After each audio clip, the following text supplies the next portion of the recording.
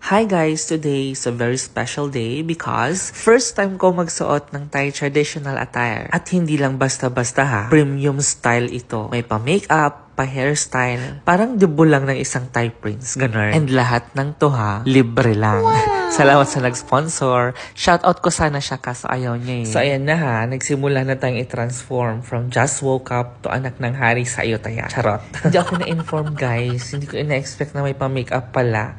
Kala ko pag lalaki suot lang tapos laban na. Pero hindi pala.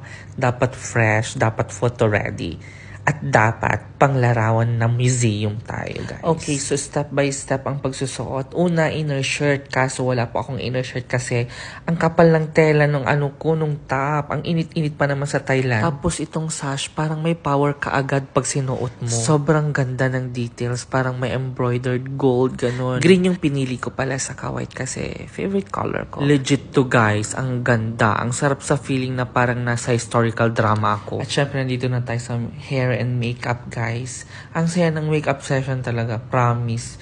Feeling ko para akong contestant ng Miss Grand Thailand. Pero syempre, pang lalaki version. Wala talaga akong balak magpa-makeup. Pero nung nakita ko yung makeup artist, parang biglang nagbago ang ihip ng hangin. Pero kidding aside, talagang magaling talaga yung makeup artist. Kaya, you know, nagpa-makeup na rin ako. For me lang ha, 10 out of 10 ang rate ko sa makeup artist saka hairstylist. Sobrang professional nila. Okay, I am officially not the same person anymore. Kanina simpleng nilalang lang ako.